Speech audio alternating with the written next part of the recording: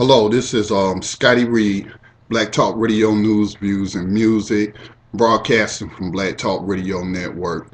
And I just want to ask a question about our political prisoners, our black political prisoners, Puerto Ricans, any political prisoners. But, I am a black man and I, want to work for my community before I work on other issues. And that brings me to my question about the NAACP, which, recently came out and endorsed gay marriage, said that it's a civil right.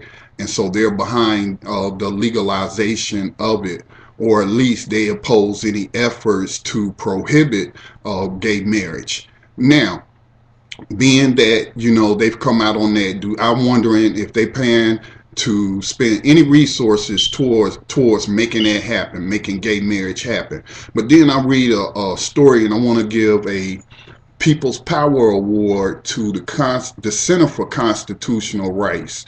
Yeah, the Center for Constitutional Rights.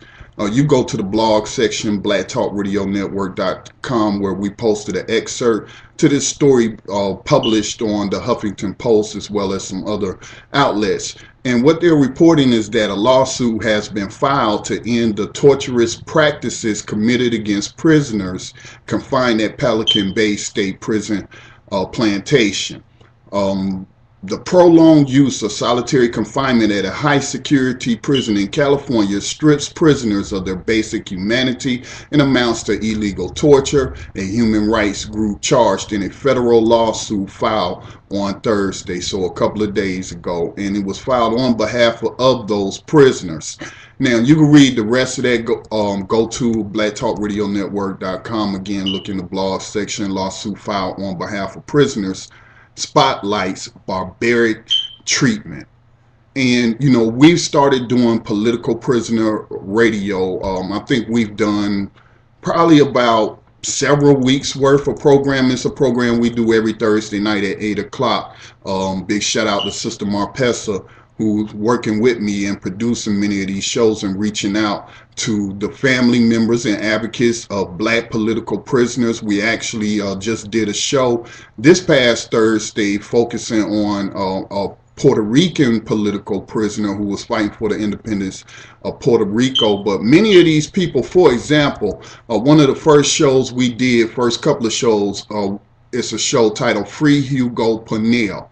And Sister Kailu Nayash, and I probably killed her name, but she's a broadcaster herself, and she came on and we talked about that. And there's some video and stuff posted on Black Talk Radio Network. But he spent nearly 50 years in prison, and he's still in prison, and the majority of that time has been in solitary confinement. And our black political prisoners from the civil rights era, and we know COINTELPRO took them out, also infiltrated the NAACP and was used to drive a wedge among different black political organizations. And so now all that time has passed, and so the NAACP leadership surely knows about COINTELPRO. And shouldn't they be advocating for the release of our political prisoners?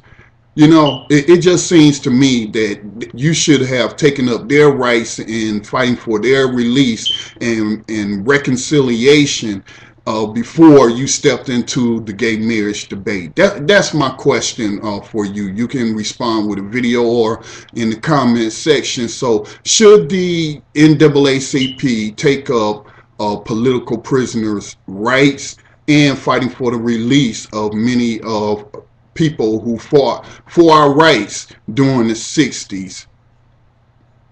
Thank you.